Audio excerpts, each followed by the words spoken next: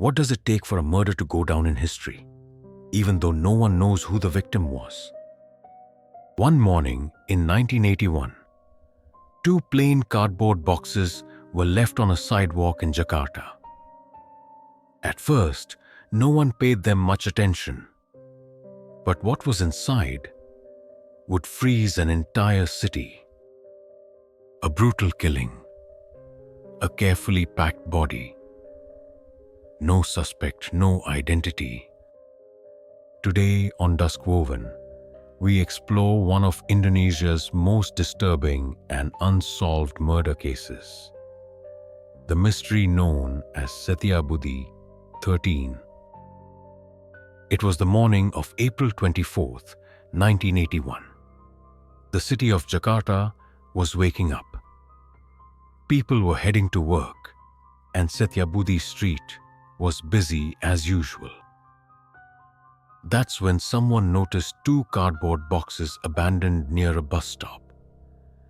At first, it just seemed like trash, until the smell began to spread.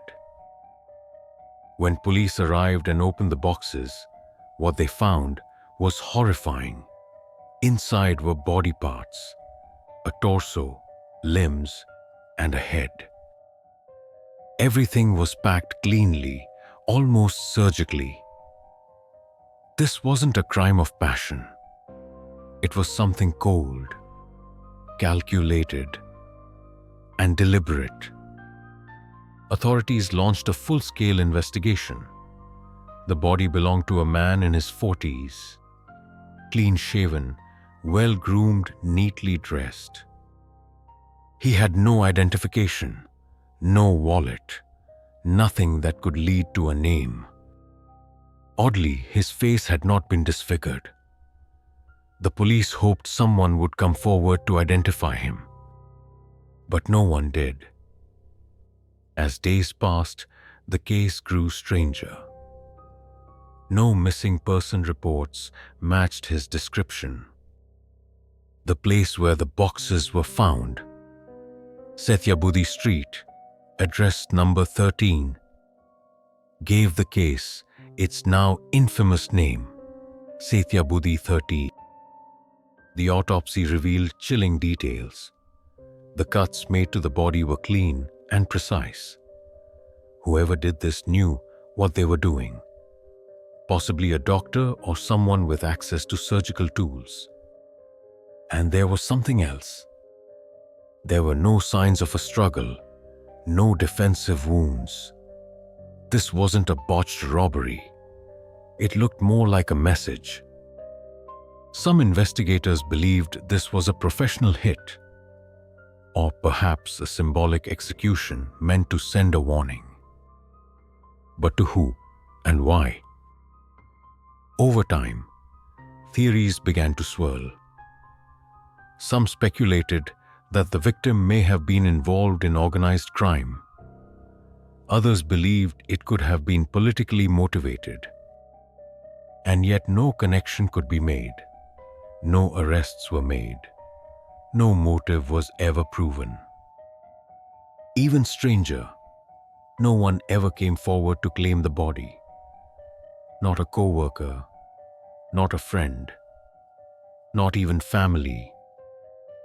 How does a person vanish so completely from the world that even their death doesn't ring a single alarm? Inside one of the boxes, police found something strange. A plastic bag filled with flour. There was no explanation. Was it symbolic, a ritualistic gesture, or simply an attempt to confuse investigators? Even more puzzling, there was no blood at the scene. The body had clearly been dismembered elsewhere and carefully transported. The killer, or killers, had planned this, down to the smallest detail. Despite national headlines, public appeals, and the involvement of top investigators, no one was ever arrested. To this day, the identity of the victim remains unknown. The killer has never been found, and the boxes on Setiabudi Street have faded into a quiet corner of Indonesia's criminal history. But not everyone has forgotten. Each year, the case resurfaces among amateur detectives and true crime forums. Every new clue, every fresh theory brings the question back to life. Who was the man in the boxes, and why did no one mourn him? Setiabudi 13 is not just a murder mystery. It's a case about silence, about the kind of death that leaves no ripples. It's a reminder that in a city of millions, someone can die in the middle of a busy street and still remain completely invisible.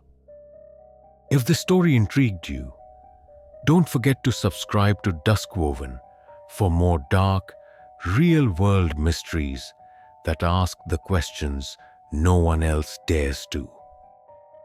Until next time, stay curious and stay cautious.